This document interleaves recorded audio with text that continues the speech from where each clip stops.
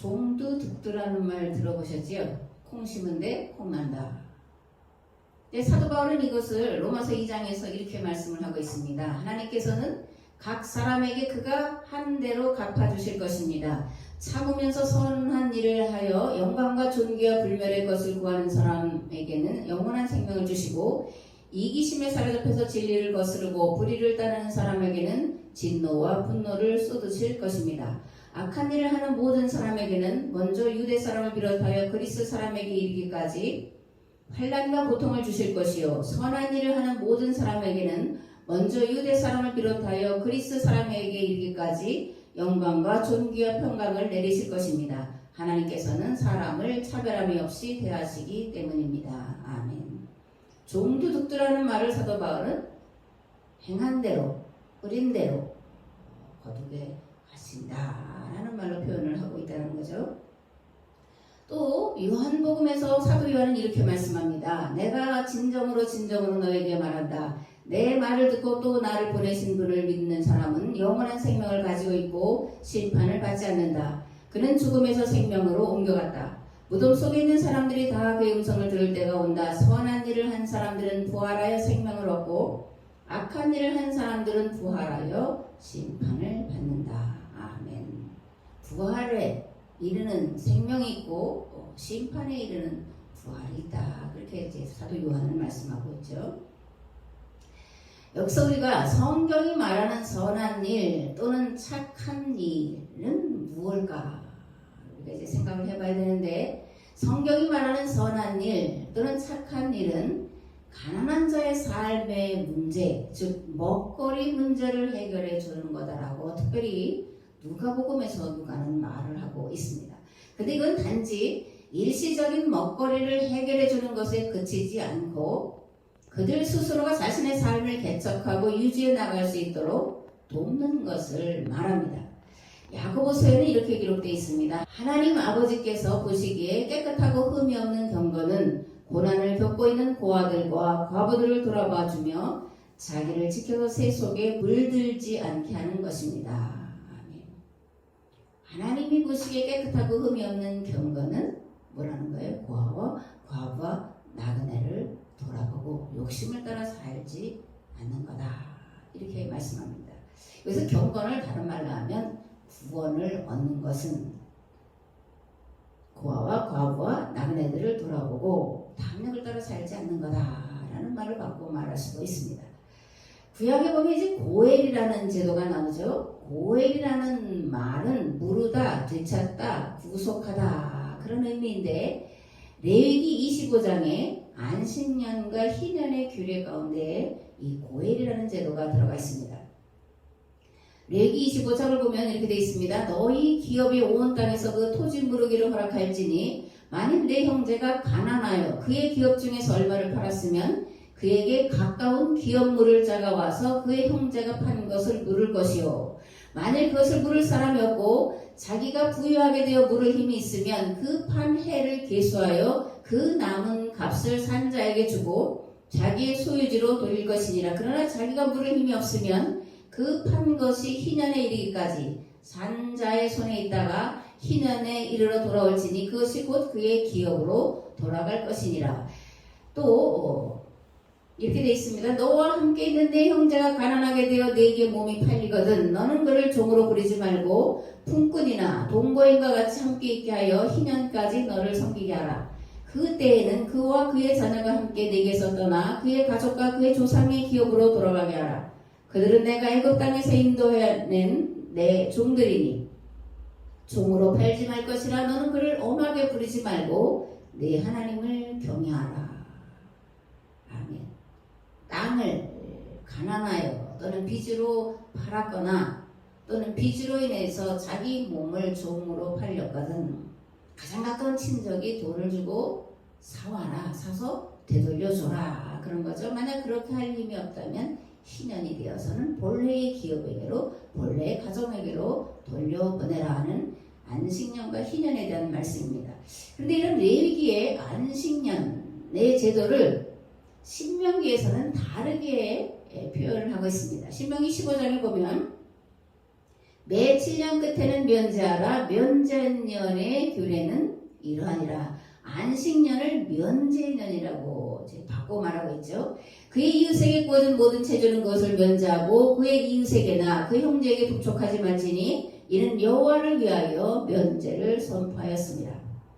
네 동족 히브리 남자나 히브리 여자가 내게 팔렸다 하자. 만일 6해 동안 너를 섬겼거든 7째 해에 너는 그를 놓아 자유롭게 할 것이요 그를 놓아 자유하게 할 때에는 빈손으로 가게 하지 말고 네 양무리 중에서와 타작마당에서와 포도주 틀에서 그에게 후히 줄지니 곧 내 하나님 여호와께서 내게 복을 주신 대로 그에게 줄지라. 너는 애굽 땅에서 종되었던 것과 네 하나님 여호와께서 너를 속량하셨음을 기억하라. 그것으로 말미암아 내가 오늘 이같이 네게 명령하노라. 아멘. 레위기 25장과 신명기 26장 뭐가 다르다고 그랬죠? 안식년을 면제년이다 라고 바꿔놨다라는 거예요. 이렇게 바꿔놓는 것을 다시 해석해 놓는 것을 재해석이다 이렇게 말씀합니다. 하나님의 말씀은 살아있고 운동력이 있는 말씀이죠. 그러므로 기록된 성경 말씀은 어떤 틀에 고정되어 있거나 영구 불변하는 것이 아니라 매 시대마다 새롭게 재해석해서 선포되어야 할 살아있는 하나님의 말씀이요. 설교란 결국 기록된 성경 말씀을 오늘에 되살려 오늘을 살아가는 성도들이 지켜 행할 살아있는 하나님의 말씀으로 선포하는 것입니다. 아멘. 북이스라엘에서 활동한 대표적인 예언자가 있는데 아모스와 호세아예요. 계속해서 저희가 이제 아모스서와 그 다음에 이제 호세아서를 함께 나누고 있는데 이 아모스와 호세아서에 공통점이 있습니다. 무엇일까요? 이들은 종종 출애굽을 말하고 있다는 거예요. 특히 아모스는 애굽 땅 종되었던 곳에서 인도해낸 여호와 하나님이심을 계속해서 북이스라엘 사람들에게 선포하고 있음을 보게 됩니다.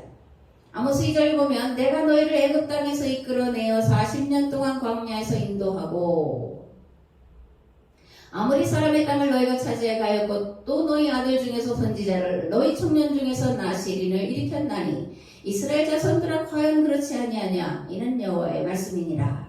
또 아모스 3절에 보면 이스라엘 자손들아 여호와께서 너희에 대하여 이르신 이 말씀을 들으라. 애굽 땅에서 인도하여 올리신 모든 족속에 대하여 이르시기를 내가 땅의 모든 족속 가운데 너희만을 알았나니 그러므로 내가 너희 모든 죄악을 너희에게 보응하리라. 또 아모스 5장에는 이렇게 되어 있습니다. 이스라엘 족속들아 너희가 40년 동안 광야에서 희생과 소제물을 내게 드렸느냐. 그죠? 2장, 3장, 5장에 쭉 이어가면서 너희들은 출애굽을 기억하라. 출애굽의 하나님 여호와를 기억하라. 이렇게 아모스는 선포를 하고 있습니다. 호세아도 마찬가지예요. 호세아서 11장을 보면 이스라엘이 어렸을 적에 나는 그를 좋아하였다. 그래서 그를 애굽에서 데려다가 내 아들로 삼았다. 그러나 내가 예언자를 보내어 그를 부르면 부를수록 그는 바알이라는 우상들에게 짐승을 잡아 바치고 신상들 앞에 향을 피워올리며 점점 더 내게서 멀리 떠나갔다. 나는 에브라임이 젖먹이 때부터 보름말을 가르쳐주고 품에 하나 키워주었건만 그는 내가 키워준 것도 죽을 고비에서 살려낸 것도 알지 못한다 라고 탄식하고 있고 13장에 보면 그러나 애굽 땅에 있을 때부터 나는 네 하나님 여호와라. 나밖에 내가 다른 신을 알지 말 것이라. 나 외에는 구원자가 없다 라고 말씀을 하고 있습니다. 아멘. 그렇다면 왜 아모스와 호세아는 이스라엘의 여호와는 출애굽의 하나님이시다라는 것을 계속해서 선포하고 있을까요? 그들이 출애굽의 하나님을 잊고 살기 때문에 그렇습니다. 그리고 또 한편으로는 출애굽 전통이 북이스라엘에 여전히 살아있기 때문에 그렇습니다. 반면 남유다는 다윗과 솔로몬으로 이어지면서 시내산 기약법 전통이 아니라 다윗 언약에 기초한 신앙으로 나갔기 때문에 출애굽의 하나님을 말하지 않고 있는 것을 보게 됩니다. 물론 이제 예레미야가 잠깐 말하는 것은 이제 북이스라엘의 죄를 말할 때 이제 출애굽 이야기를 하고 있는 것을 보게 될 뿐입니다. 북이스라엘의 시내산 계약법이 살아있다라는 것을 단적으로 보여주는 예가 하나가 있는데 뭘까요? 나봇의 포도원 사건이죠. 열왕기상 21장에 보면 이스라엘 사람 나봇에게 이스라엘의 포도원이 있어 사마리아의 왕 아합의 왕궁에서 가깝더니 아합이 나봇에게 말하이르되 내 포도원이 내 왕궁 곁에 가까이 있으니 내게 주어 채소밭을 삼게 하라. 내가 그 대신에 그보다 더 아름다운 포도원을 내게 줄 것이요 만일 내가 좋게 여기면 그 값을 돈으로 내게 주리라.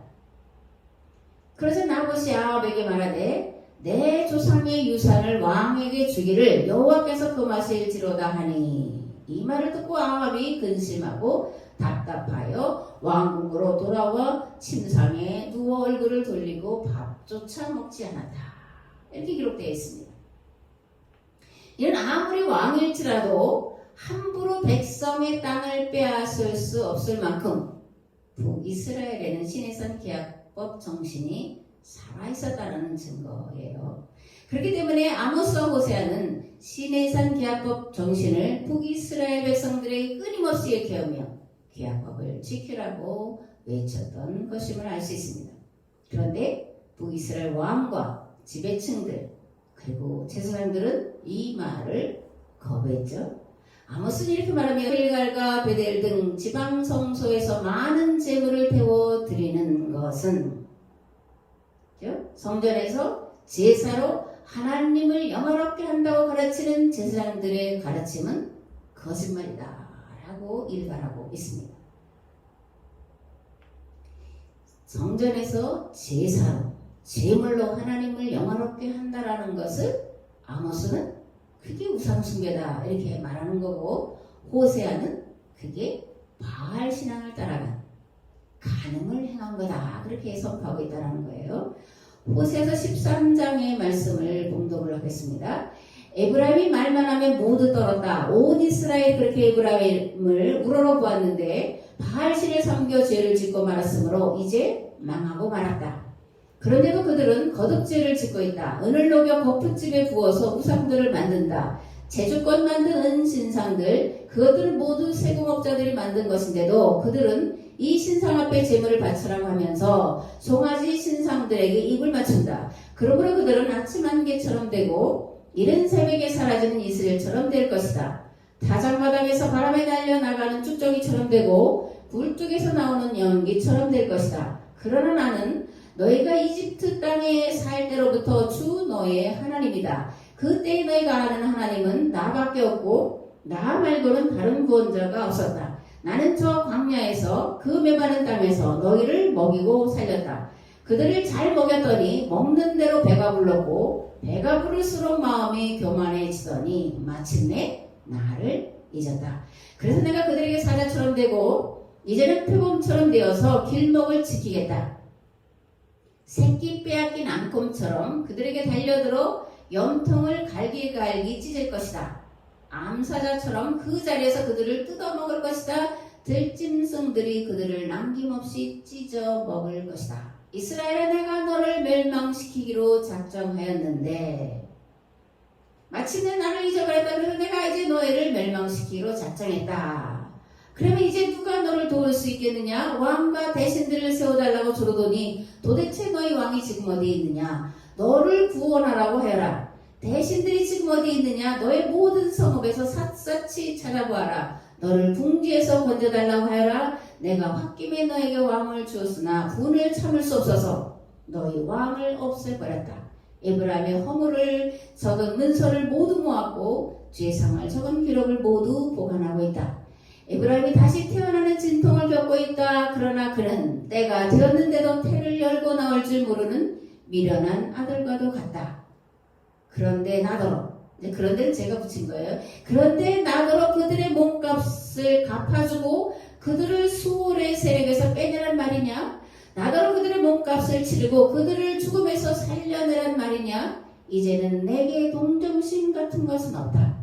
이스라엘이 비록 형제들 가운데서 번성하여도 사막에서 동풍이 불어오게 할 터이니 주의 바람이 불면 샘과 우물이 모두 말라버리고 귀중한 보물 상자들도 모두 빼앗길 것이다. 사마리아가 서히 하나님에게 반항하였으니 이제는 그 죄값을 치를 수밖에 없다. 사람들은 칼에 찔려 쓰러지고 어린아이들은 박살나고 아이벤 여인들은 배가 찢길 것이다.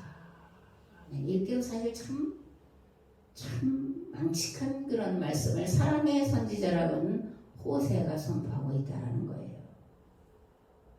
아모스와 호세아의 선포는 북이스라엘이 여호와 신앙을 버리고 바알 신앙으로 기울었기 때문에 반드시 심판이 임할 것이라고 선포하면서 이제 북이스라엘을 멸망시키기 위해서 아시리아가 이제 전쟁을 준비하고 있다는 것을 강력하게 경고하고 있습니다.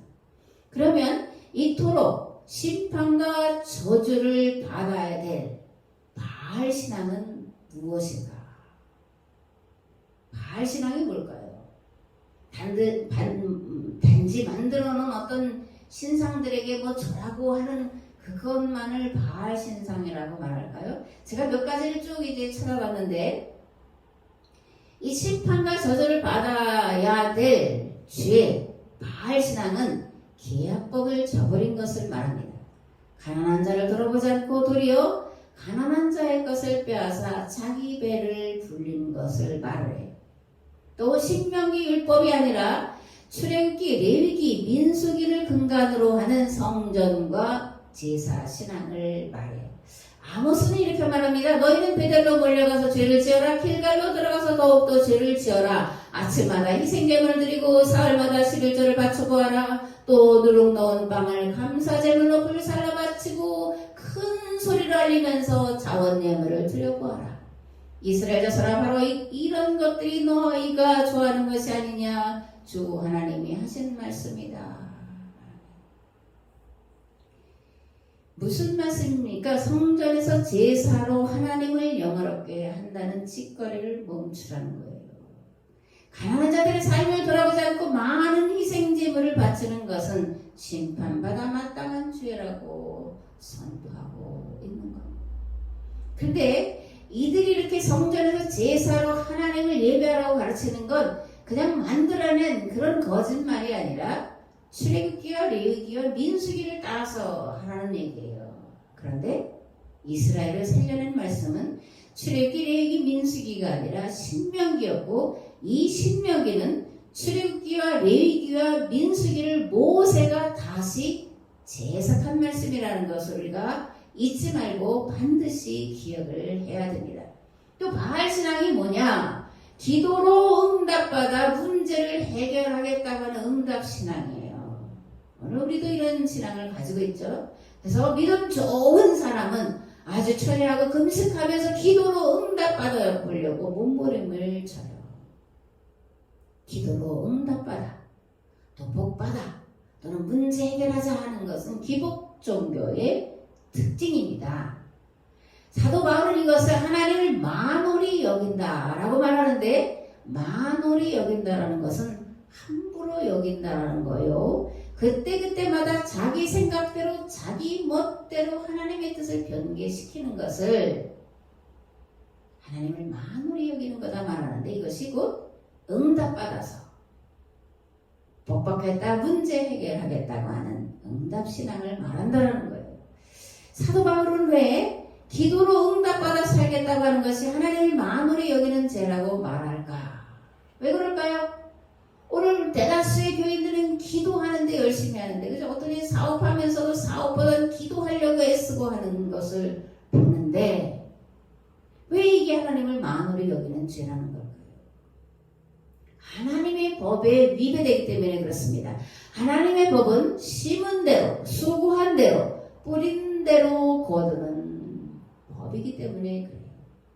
그래서 수고한 것 없이, 심은 것 없이, 또는 적게 심고 많은 것을 얻고자 하는 것은 하나님의 법에 정면 위반되는 것이기 때문에 하나님을 만홀히, 하나님을 업신여기는, 자기 멋대로 하나님의 마음을 왜곡하고 변질시키는 용서가 될 수 없는 죄라고 말씀하고 있는 겁니다.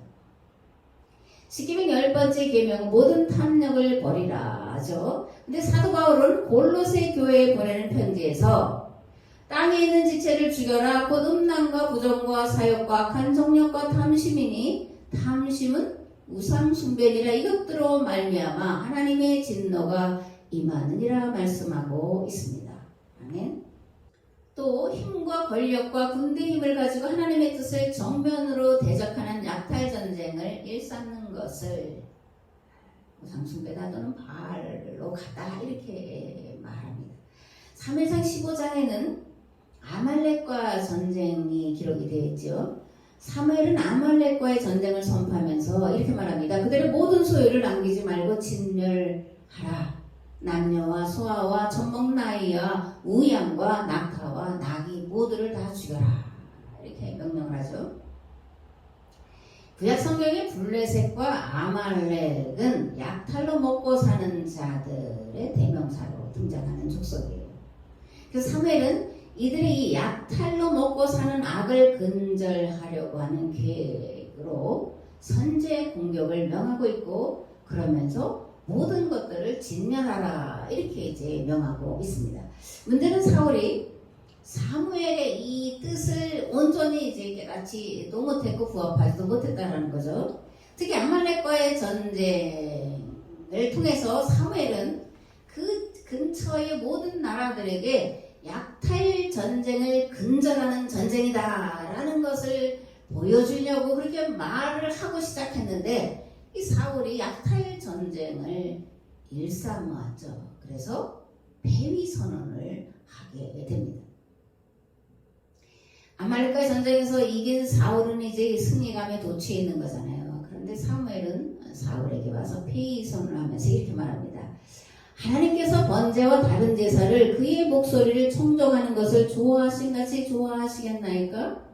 순종이 제사보다 낫고 하나님의 말씀을 듣는 것이 순양의 기름보다 나으니, 이는 하나님의 말씀을 거역하는 것은 점치는 죄와 같고 완고한 것은 하나님의 말씀을 거역하고 네 뜻대로 하는 것은 사신, 악한 신, 이제 우상에게 절하는 우상 숭배의 죄와 같다. 그러므로 너는 패위 당했다. 이렇게 선포를 하는 겁니다.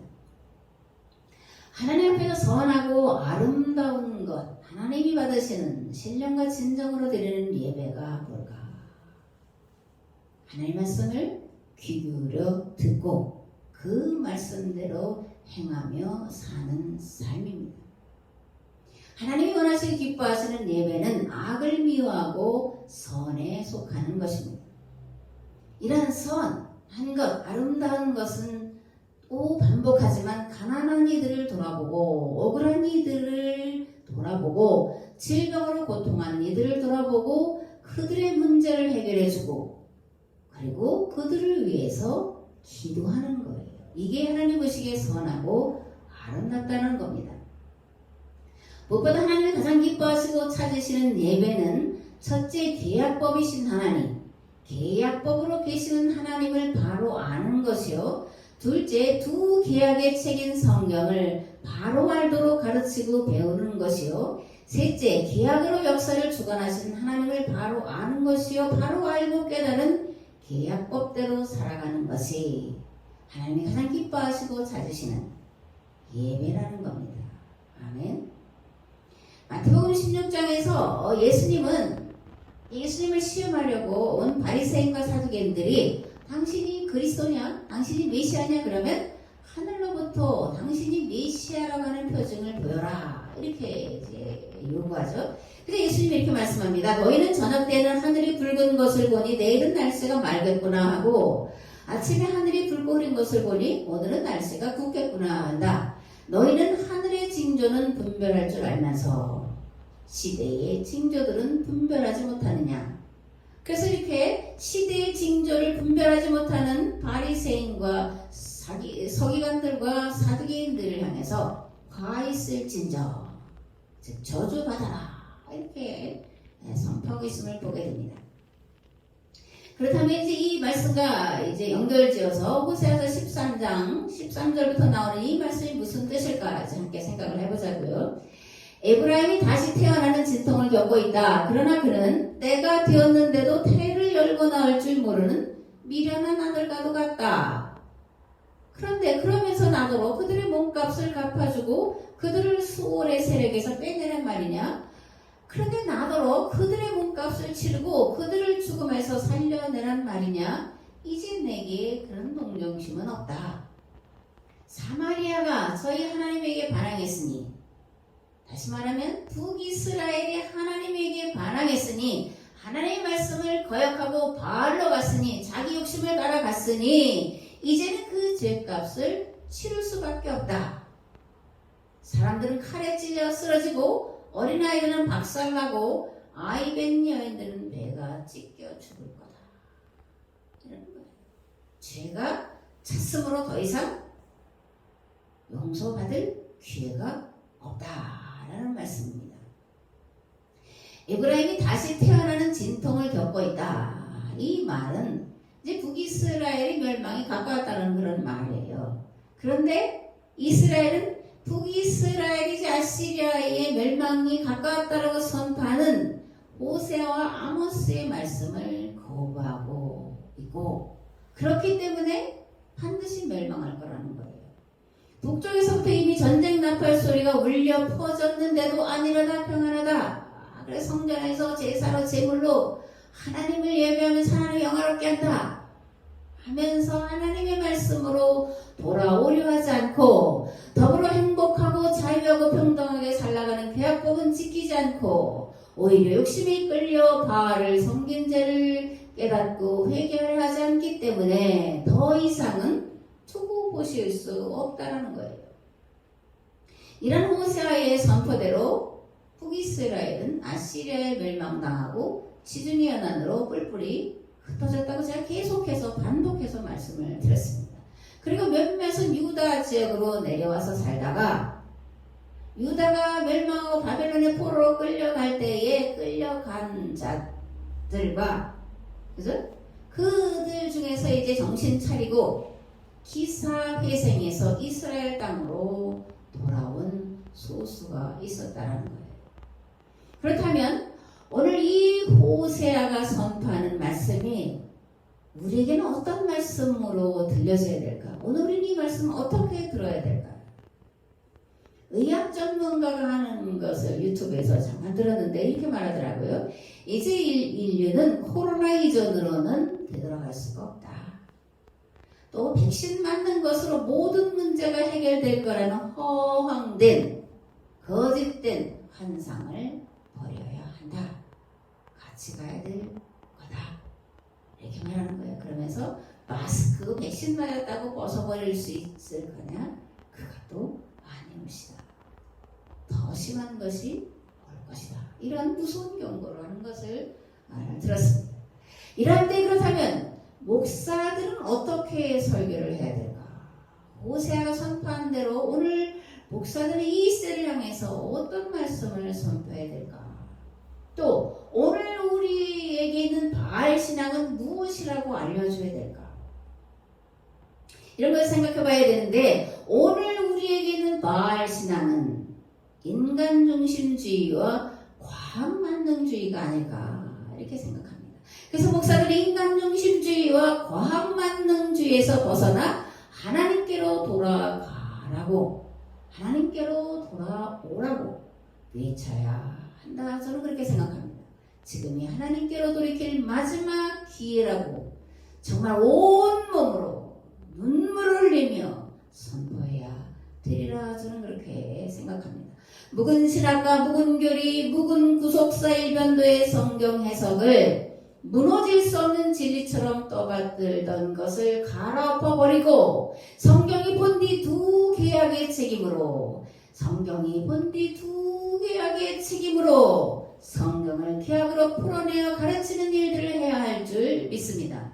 자라난 자녀들과 함께 모여 성경 말씀을 서로 나누는 가정 성경 공부를 반드시 해야 한다고 가르쳐야 할 줄 믿습니다. 주관은 인간과 자연을 살릴 길이 오로지 기약법에 있다고 하는 믿음을 갖고 기약법을 삶에서 실천할 수 있도록 여러 가지 조항들을 제시해야 되고, 성도들은 그 목사가 설교에서 제시한 실천 조항들을 신실하게 지켜야 한다고 선포해야 될 줄을 믿습니다. 만고의 진리가 있습니다. 진인사 대천명이라는 거예요. 진인사 대천명. 하나님 우리가 하나님께로 계약법을 실천하는 대로 돌아가고자 애쓸 때 진인사 인사가 인간이 할 수 있는 모든 것들을 다 한 다음에 그 다음에 하나님의 도우심을 구하라는 거예요. 그러면 하나님은 반드시 그 일을 해낼 수 있도록 성령님을 통해서 역사하신다는 거예요. 하나님의 뜻은 재앙과 멸망이 아니라 우리에게 소망과 구원을 주시는 것이기 때문에 오늘 우리가 하나님께로 돌아가기를 위하여 할 수 있는 모든 것을 다하고 그리고 하나님의 도우심을 성령님의 도우심을 구할 때 하나님 우리를 반드시 그리고 속히 이 위기에서 구해내 내실 줄을 믿습니다. 우리 하나님은 위기를 기회로 만들어 주시는 하나님이에요. 오늘 우리는 위기를 기회로 만들어 주시기를 고대하신 하나님 앞에서 최선을 다해서 하나님께로 돌아가는 계약법으로 돌아가는 계약법을 실천하고자 하는 이 운동에 참여해야 될 줄을 믿습니다.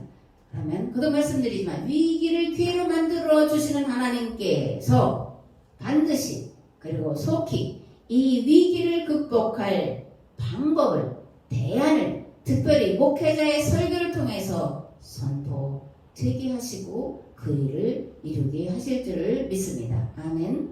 이제는 길과 진리와 생명 되신 예수 그리스도의 은혜와 아버지 하나님의 무한하시고 극진하신 사랑하심과 성령님의 감화 감동 교통 역사시니 하나님께로 계약법 실천 조항을 지키기로 결단하고 돌아간 우리의 삶의 자리 위에 이 교회 위에 또 이 나라 이 민족 위에 이제부터 영원토록 함께 하옵시기를 간절히 축원하옵나이다. 아멘.